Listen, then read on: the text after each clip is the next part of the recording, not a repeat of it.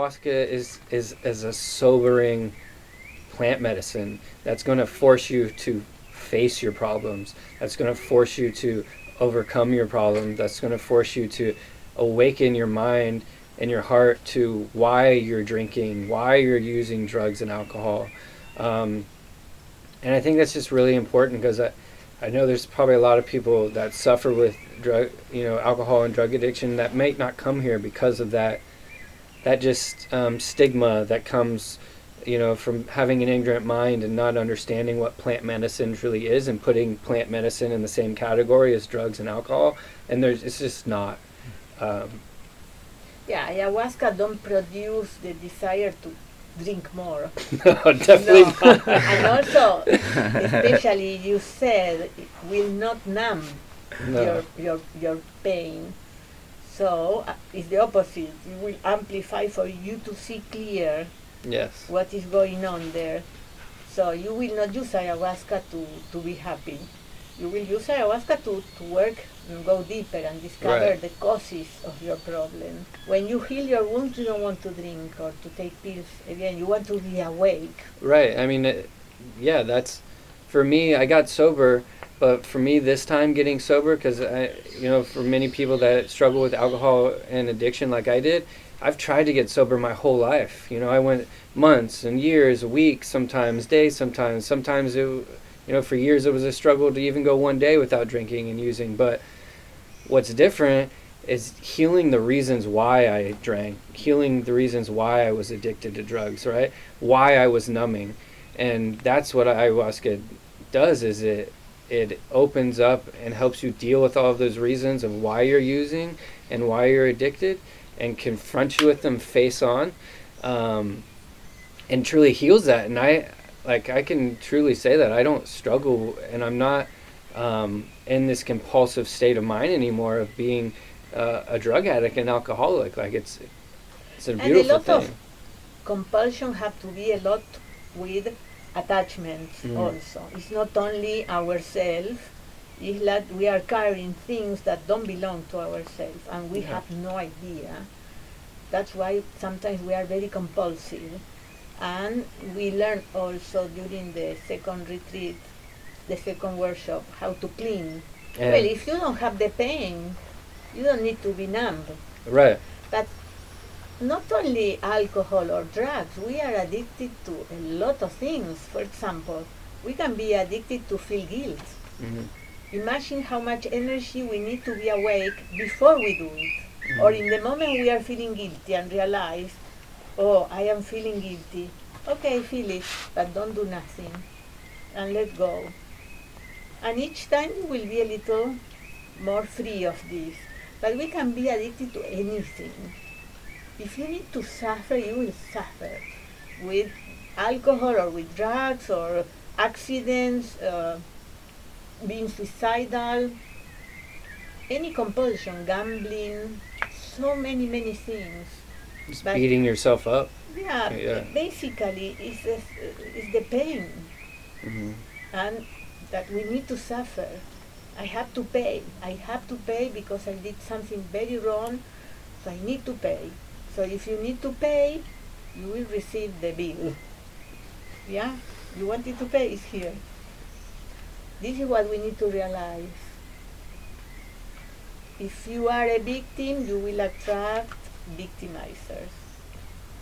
If you are a savior, you will attract victims. What I am creating because of my addictions?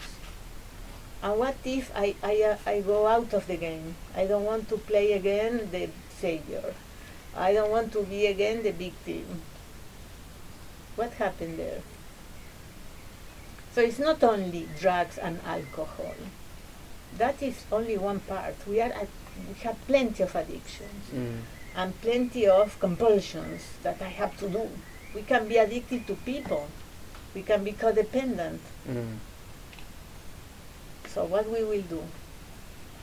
I just want to emphasize on that, like the ayahuasca trip in itself is of course a really important part, but like many of the insights I got was especially after like talking to all of the people here, learning from them. It was for me especially two people, Tracy and it was Corinna, because we had such similar childhoods, and we, as I explained, like I didn't feel fit in and so on, and then that was because I didn't know that I'm just a sensitive person, and I also always decided for me that sensitive equals weak, and I don't want to be weak.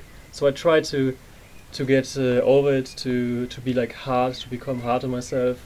And that's also how I become addicted to like make myself suffer. So I become harder, but you only become more dumb.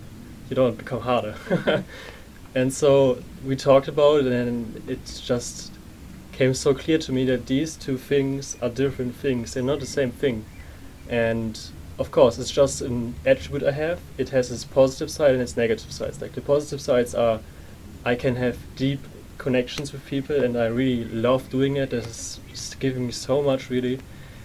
On the negative side, okay, sometimes I take like personal things too personal, or like other people can hurt me a lot. But like that's just who I am, and I don't want to change it anymore. I love myself for doing that, and I also always thought like this is like a more female thing to do, and I shouldn't be this way, but that's just how I am. And yeah, now accepting that and also loving it about myself is just so much better. Many of you maybe done therapy and said like I'm good until I got here, and then ayahuasca just showed me like, by the way, you're not as good as I thought you were. As good as far as like the issue that you're working at, and back then was a father issue, and then that showed me like, oh, okay, there are deeper layers. So that's something I've been working. And unfortunately my father passed 2 years ago, and ayahuasca definitely gave me a completely different perspective to deal with that moment, a lot of peace. And I thought I was done. I really thought I was done until, if the retreat had ended on the second day, I'd be like, I'm good. we can pack it up. We're like, if we have to end right now, I'm good, because it was my final kind of healing on that sense, that you helped me through that process too, of having the same experience you had, like going back there, being the child, being hugged by my father, but like having the hard time to let go. So that was so that experience was extremely hard, and that was a long night, and I was able to overcome that part, and that really I felt lighter. I even said like almost like feels too weird. That's why I said like there's someone is watching right now. You have something here. Mine was here. Maybe it's here for you. Maybe it's here, but mine might feel like my whole life here, and now, like feel clear. And that's why I felt like right away I was like, oh my god, it just feels different. And I just kept thinking, and then my brain started to kick in. This might be too good to be true. This is gonna come back. So I had to really like sit on it and work on it, and I definitely felt the difference whenever it was. Maybe how many days ago was that? But with all that, I felt like the last day of just having that day ceremony, that it's an incredible experience, and I had done it before, that I connected with nature, and I mentioned to you that there was the very first time that that word Mother Nature made meaning to me. Yeah. Like I've never seen Mother Nature, but that was the first time this ever made sense in my whole life. But since I was still in a different part of the journey, I wasn't focused on nature. I felt that I need like I have some more to investigate, and I was just open. And then I had some experience that brought me to like a validation of my life mission that I've been following for many years now, and it was just a true validation. I do a lot of different things as an entrepreneur, but before being a business person, it was a really a stamp, like, and I feel that it's like it's officially stamped, and this is not a paid ad. I'm not getting discount or vouchers for next retreats. That I'm a community leader first. You are a jiu-jitsu teacher Hmm. and trainer, and you have a lot of students, academies. So I imagine you have a lot of discipline. Hmm. How you relate all this discipline and the will? You must have a powerful will to do things, but it was not enough to overcome these problems. Why? Because of my inner child. Mhm. Like it, I thought that I healed in situations with my father, but I don't know if it maybe because he passed, that came back stronger, Mhm. and with that, it led me to like my idol, that is my mother, and to investigate that part as well. That she's always in the altar, like in right here, and doing that the soul work, and I was talking with her yesterday. We shared this kind of thing of how ayahuasca has been teaching me, and I felt like it's just helped me to learn how to detach more from like, oh, of course I love, of course I care, I do everything my mom, but it's a different understanding of the purpose of my soul here. You think you were overprotecting your mother? Oh yeah, Because you thought yeah, no, and absolutely. you don't have the right to enter there or criticize or see her faults. Yeah. What changed? Why now you can see her? Well, ayahuasca did help me to bring the clarity, and I feel like ayahuasca just gave me a little taste, because uh, I will be back here. I understand whenever is the right moment, and I feel that uh, I have an incredible relationship with her.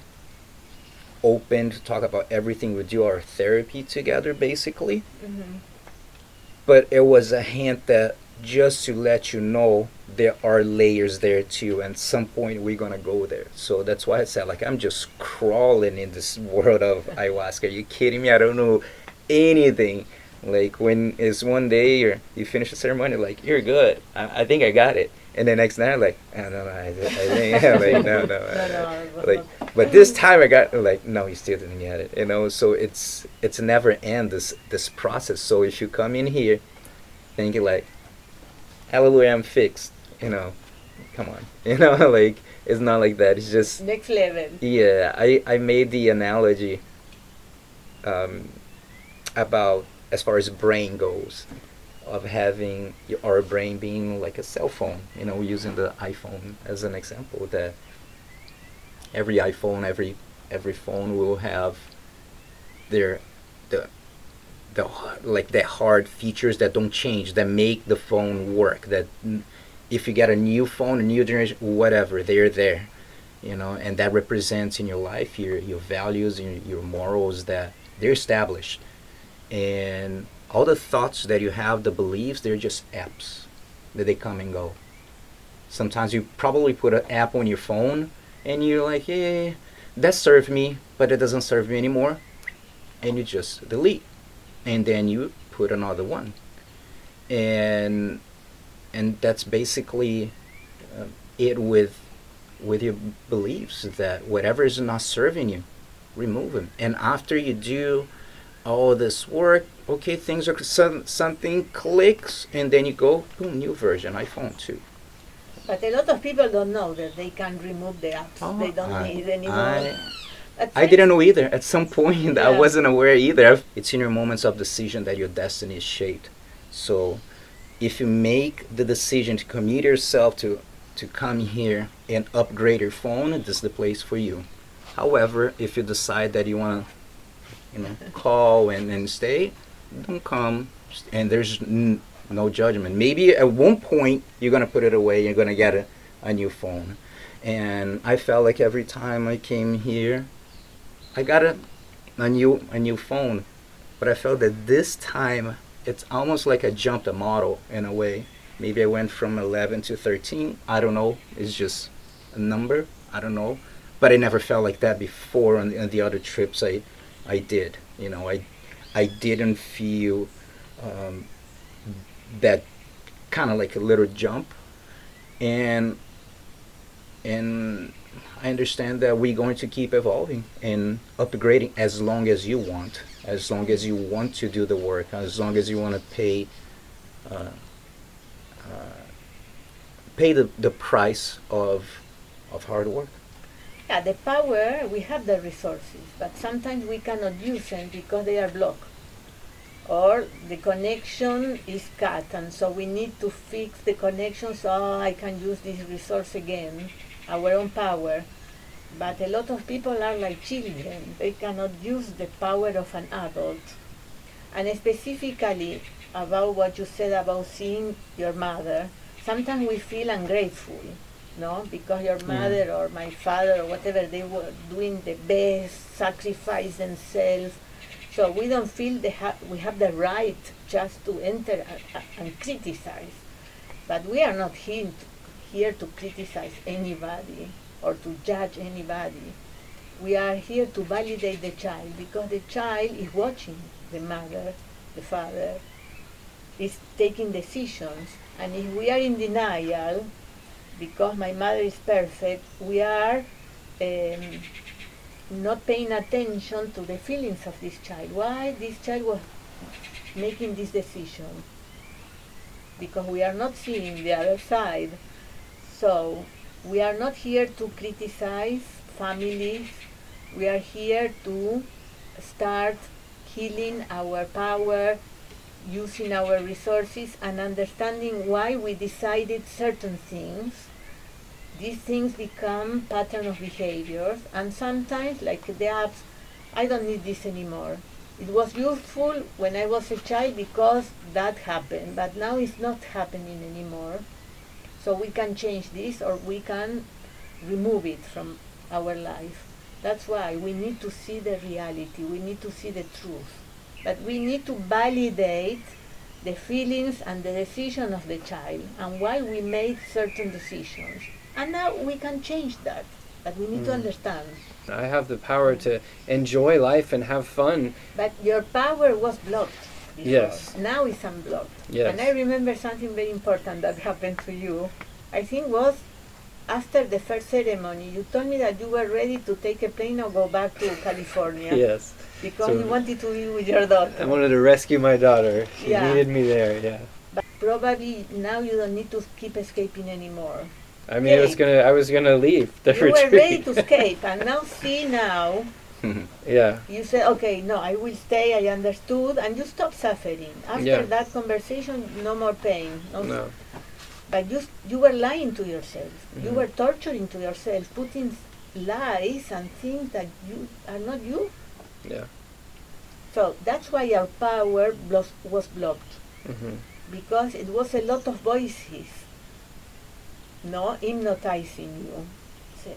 And then, who are you? What do you want? I was in denial for like 35 years. It'd be like, oh, psychology is psychotherapy, that's for crazy people. I'm fine. They need, but for all the crazy people, I don't need that. Until you one day that you're gonna have I don't know if you were or not, but you have a breakdown moment that you're just going to collapse emotionally and be like, I need help. And like I said, I'm sick and tired of being sick and tired. I need help. I need some type of professional help. But if you do want to accept this challenge and you want to go through and be open, the opportunities that will be created will be just limitless. And then you go back better for your family, for your loved Absolutely. ones, because you feel much better. So you stop blaming people, everything gets better. If you're interested in healing or like in going this way, that's maybe not enough. You need to be willing to put in the work, and yeah, like it changed definitely for me. So I wouldn't recommend it like to everyone. I could say, look, what has changed for me. You can see the difference in me. If you can't, then you're blind. Like really, your eyes are closed.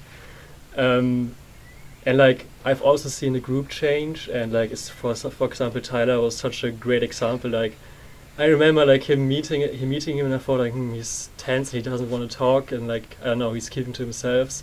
Maybe he just doesn't like me or something. But then a few days after, like he just comes to me with a smile, like, "Hey, buddy," like it's like, "Bro, it's so nice to see you smile. Really, it's and you've been through so much. That's really." If you don't feel good about it, you have no heart. You're not a human being. And also, what I have to add definitely is that I can only recommend this place. I can't recommend like doing ayahuasca like in generally. I don't know what their approach is. Like this approach here is like combined like the spirituality with therapy, with really professional supervisors for us. And this Western approach is like really fitting to our needs, like what we have to go through. Maybe like it's different for the indigenous people here, and they have a completely different set of point. I don't know if it's helping you as well. Maybe it is, maybe it doesn't. But I feel really well here. I think it's super professional, and the only thing I can say is it's unapproved. Yeah. Well, I learned from indigenous shamans, but I wanted to do my own thing. So I brought techniques and methods that I learned and I integrated here because this is what I wanted for myself. So I did it, and it's what I am offering, and some people resonate with this, but it's not the only approach. And also, I don't know if I like a lot the word healing, because when people ask me what is the purpose of the retreats, and I always say the spiritual development. So for me, it's more like a spiritual unfolding. It's something that is latent in you. You have this potential, and now you start including this in your life, because it's coming naturally, and because you are open, of course. Was a big pleasure to have you here. I hope you have a great time in Brazil. And well, we'll stay in touch. Thank you. Thank you. Thank you. Yeah, thank you so much.